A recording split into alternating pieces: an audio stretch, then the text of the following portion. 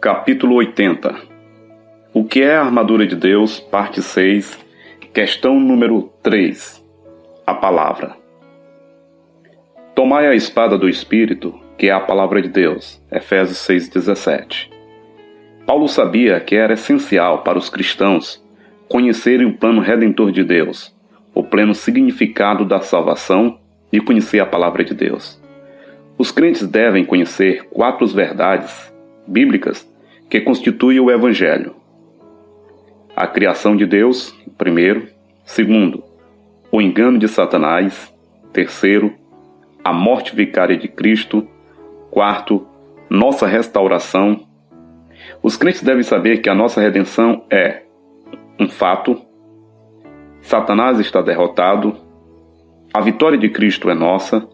Sua justiça é nossa. E como Ele é, somos nós também neste mundo. Louvado seja Deus. Conheça a si mesmo nas Escrituras.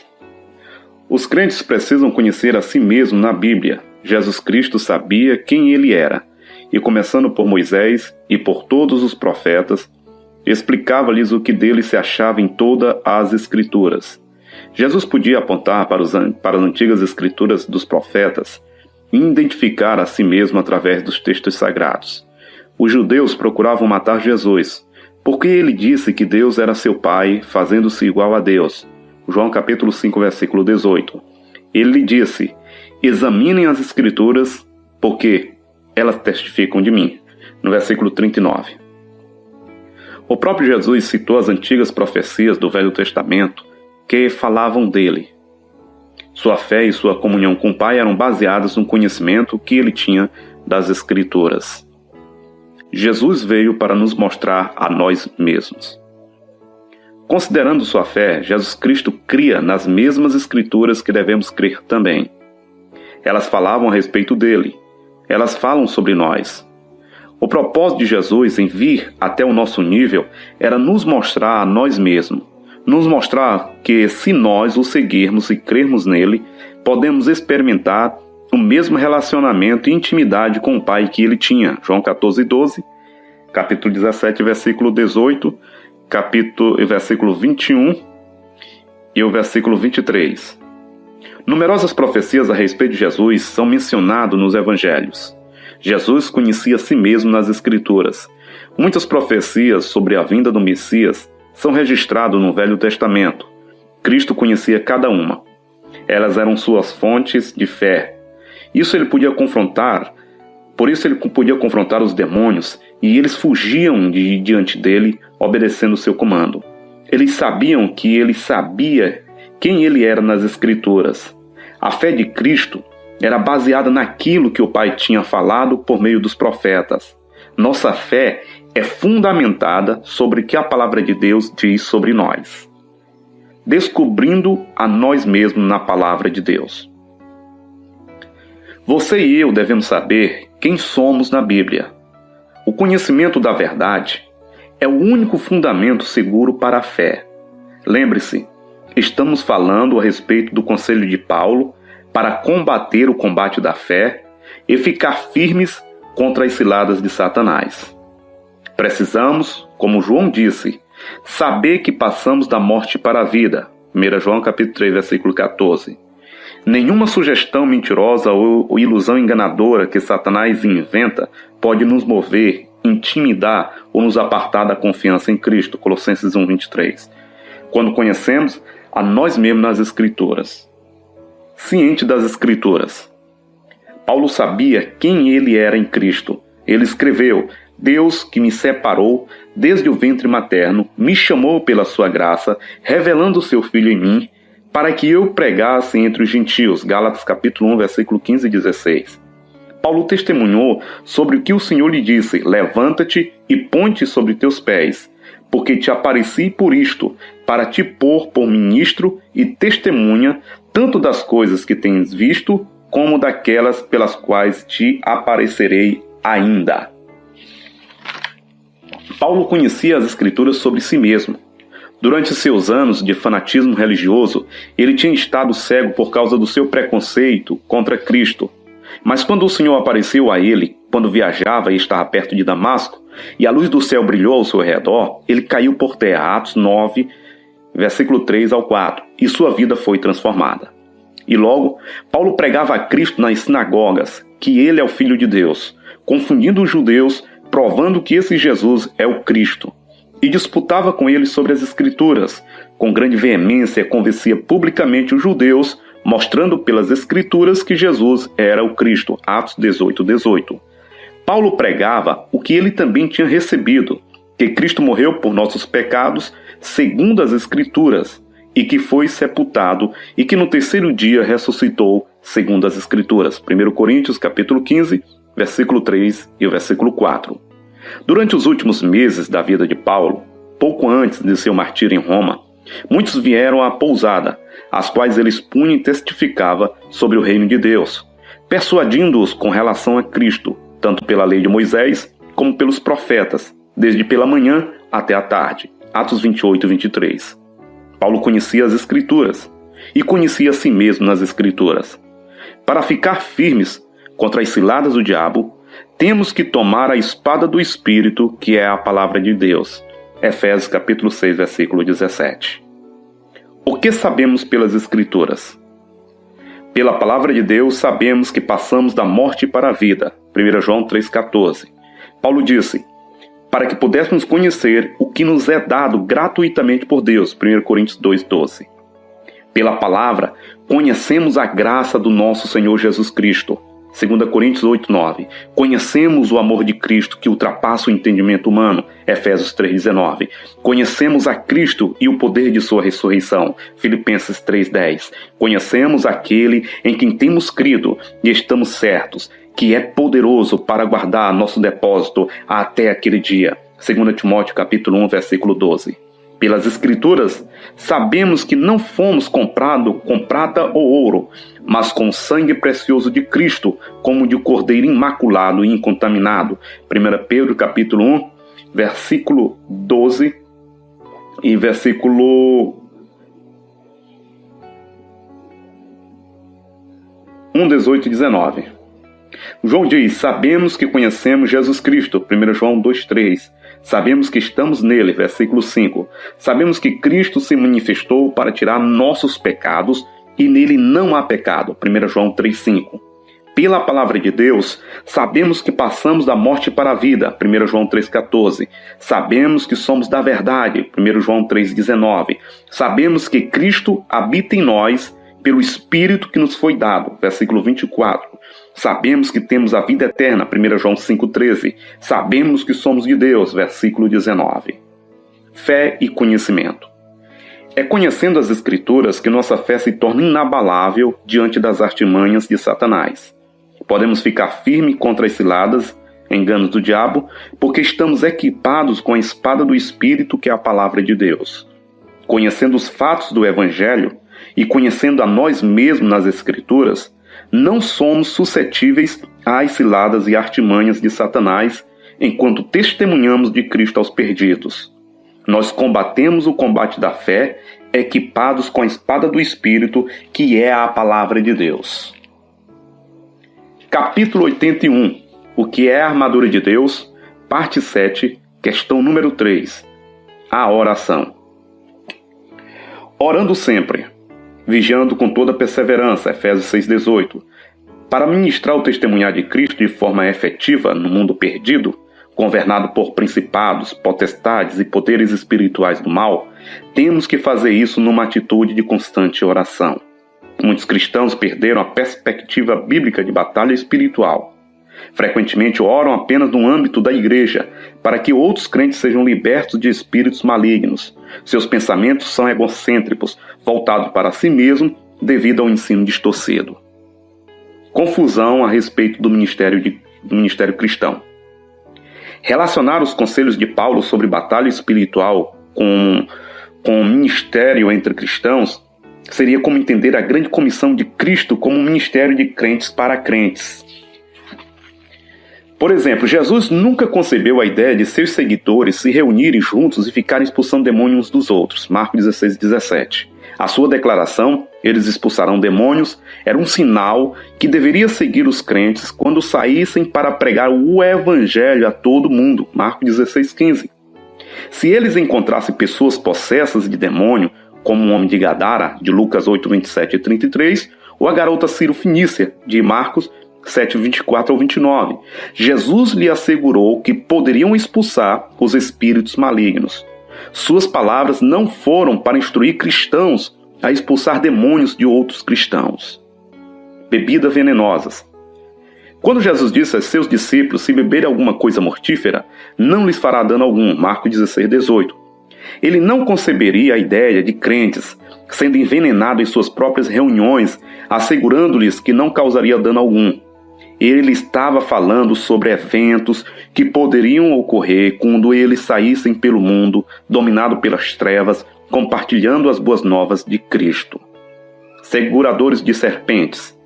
Certos líderes de cultos e seus membros têm como prática segurar serpentes venenosas durante seus cultos de adoração. São pessoas egocêntricas em sua fé, voltadas para si mesma. Jesus nunca concebeu a ideia de seus seguidores trazerem serpentes aos locais de reuniões, segurando e sendo mordidos por elas e provando sua espiritualidade pela palavra dele pegarão em serpentes. Marcos 16:18. Isso é puro egocentrismo, narcisismo e megalomania. Visualizando o espírito maligno em crentes. Imaginar que estão expulsando o demônio de outros crentes quando se reúnem também é pura vanglória e autoindulgência.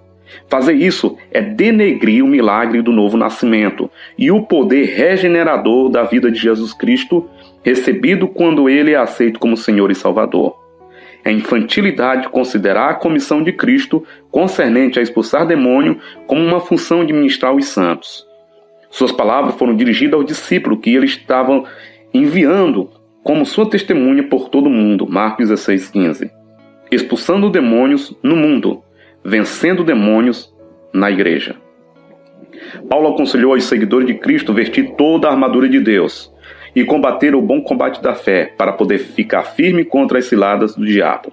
O apóstolo não estava aconselhando crentes a orar, interceder e fazer batalha espiritual entre eles mesmos, imaginando demônios sendo expulsos uns dos outros, ou expulsando espíritos malignos de suas casas, da vizinhança, dos locais de trabalho ou mesmo dos locais de culto. Esse tipo de coisa é superstição, não batalha espiritual. Tal visualização perde o alvo e se torna um ritual feito por pessoas que não amadurecem na fé, mas que permaneceram egocêntricas como criança em sua visão das coisas espirituais. Para ser bem-sucedido em oração, o cristão não pode ser criança no entendimento. Ele tem que ser maduro. 1 Coríntios 14:20. Orando sempre. Pelo quê? A chave para o ministério cristão. Orando sempre, o apóstolo aconselhou. Orando pelo quê? Eis aqui a chave para o ministério cristão, como testemunha de Cristo. Orar para que seja dada, no abrir da minha boca, a palavra com confiança, para fazer notório o mistério do Evangelho. Efésios 6:19. O combate da fé contra principados e potestades é a luta do cristão para fazer notório o ministério do Evangelho, o mistério do Evangelho no mundo perdido dos não salvos, onde os dominadores das trevas reinam, onde a oposição é feroz, onde os crentes correm risco de vida. Jesus disse: o campo é o mundo. Marcos 13:38. Orar por intrepidez para fazer o Evangelho conhecido. Durante o ministério de Paulo na Macedônia, a multidão se agitou e os magistrados mandaram pegar Paulo e Silas, rasgar-lhe as roupas e açoitá-los com vara, lançando-os na prisão. Atos 16, versículo 22 e 23. Enquanto ainda estava naquela região, Paulo escreveu aos crentes de Tessalônica: orem por nós, para que a palavra do Senhor tenha livre curso e que sejamos livres de homens dissolutos e maus. 2 Tessalonicenses, capítulo 3, versículo 1 e 2. Esse é um exemplo de combater o combate da fé contra principados e potestade. Paulo derrubou as fortalezas na Macedônia e, como resultado do seu ministério, nasceram igrejas muito fortes naquela região. Agora você pode entender porque Paulo disse que a armadura deve incluir orar sempre com toda súplica e perseverança. Pelo quê? Para que nos seja dada intrepidez para fazer conhecido o mistério do Evangelho. Onde? Dentro dos nossos locais de reunião e adoração? Não. Do lado de fora, no meio dos perdidos. Paulo disse para orarmos para que a palavra de Deus tenha livre curso do lado de fora das igrejas, no meio de homens dissolutos e maus. Pedro nos estimula a prontidão. Pedro exortou os crentes a estarem sempre preparados para responder a qualquer que vos pedir a razão da vossa esperança. 1 Pedro capítulo 3, versículo 15. Esse é o nosso ministério. Lá fora, onde as pessoas perguntam por que você acredita nessa loucura sobre Jesus ter morrido pelos pecados do mundo e ter ressuscitado. Somos testemunha de Cristo, temos que ser convincentes, temos que ter intrepidez. Estamos fazendo com que o ministério do Evangelho seja conhecido. Estamos combatendo o combate da fé, levando a mensagem de Cristo, onde temos que lutar contra os poderes do mal, onde os dominadores das trevas reinam. Conceitos incompatíveis com a verdade da redenção. Os cristãos narcisistas, na sua visão de batalha espiritual, perdem um ponto. São influenciados por vozes que contradizem a verdade da redenção e defendem conceitos incompatíveis com a revelação de Paulo da nova criatura em Cristo. Eu já disse antes, nesse livro, que desde os dias bíblicos até o dia de hoje, crentes novos têm sido confundidos e perturbados pelas vozes daqueles que não têm conhecimento ou dos que menosprezam o que Cristo realizou em sua morte e ressurreição. Paulo alertou os cristãos a terem cuidado que ninguém vos prenda com filosofias. Ele falou sobre aqueles que são arrogantes e destituídos da verdade. Disse ele, são vãos faladores, que subvertem casas inteiras por torpe ganância. Pedro disse que eles fariam comércio das pessoas, 2 Pedro capítulo 2, versículo 1 e 3. É importante que os cristãos estejam cientes de seus direitos em Cristo e que estejam seguros no conhecimento da salvação pela fé na palavra imutável de Deus. Assim, podem ficar firmes contra os enganos de Satanás sem vacilar. Oração, elementos da armadura de Deus. A oração é parte da armadura do crente. Oração que não tem base no conhecimento pode ser fanatismo. Os pagãos oram e clamam, gritam e batem no peito. Eles contendem com espíritos maus que acreditam devem ser afastados por meio de sacrifícios de sangue, encantamentos, sons de tambores, danças e muitos barulho, e pela intermediação de curandeiros responsáveis por oficiar os rituais. Os membros de quase todas as religiões que temos encontrado pelo mundo defendem estranhos conceitos sobre demônios. Eles estão preocupados com a presença e poder de espíritos maus, os quais pensam serem destruidores e que trazem desastres, doenças e mal sobre eles e sobre suas comunidades. A maior defesa que eles têm contra esses espíritos é trazer animais ou aves para que os sacerdotes sacrifiquem, enquanto eles choram, gritam, se angustiam, repreendem e contendem com esses poderes demoníacos, proferindo maldições contra eles, intercedendo e exorcizando-os. O mundo não convertido é cheio dessas práticas que expressam a fé pagã nos demônios. Fui informado de que existe mais curandeiros na França do que médicos profissionais. A bruxaria está inundando a Inglaterra e toda a Europa. Naqueles países tradicionais, onde a fé no Evangelho tem sido considerada superstição medieval, já por muitos anos, essas mesmas pessoas cultas, educadas e modernas, têm se voltado afoitamente para a bruxaria durante as últimas décadas. A armadura que Paulo menciona inclui oração e súplica. O elemento oração deve se interrelacionar com os outros 6 elementos. Primeiro, com a verdade. Segundo, com a justiça. Terceiro, com a paz. Quarto, com a fé. Quinto, com a salvação. E sexto, com a palavra de Deus. Incorporada ao conhecimento sobre os outros elementos, a oração se torna um alvo vital entre os crentes e o Senhor. Nossas inúteis orações sem conhecimento. Desde o tempo em que Jesus apareceu para mim, começamos nosso ministério mundial.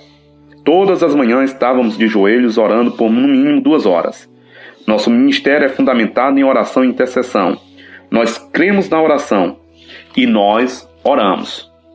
Antes, contudo, de entendermos a respeito da redenção, orávamos durante muitas horas inutilmente. Antes de lançarmos nossa primeira cruzada na cura nos Estados Unidos, desde o porão de nossa casa, onde orei e jejuei por 3 dias, sem tomar nenhuma gota de água e nem comer qualquer alimento, estava intercedendo para Deus curar os enfermos para nós, quando colocássemos as mãos sobre eles, nas reuniões que se seguiriam. Depois de 3 dias, eu parecia ouvir o eco da minha própria voz, mas na forma de pergunta: curá-los? Para quem? Eu gaguejei: curar os enfermos para nós, Senhor, quando impusermos as mãos sobre eles. E a voz veio de novo: para quem? Eu refleti. 2000 anos antes de estarmos interessados em curar pessoas, Deus já estava tão movido de compaixão por aqueles que estavam sofrendo, que Ele enviou seu Filho, que deu suas costas aos verdugos, os quais fizeram sulcos como que os lavradores fazem na terra. E por aquelas pisaduras fomos curados. Isaías 53, versículo 5. Lá estava eu, jejuando e orando para Deus ter interesse suficiente nas pessoas e curá-las para nós. Como se ele não tivesse o mesmo interesse que nós tínhamos nelas.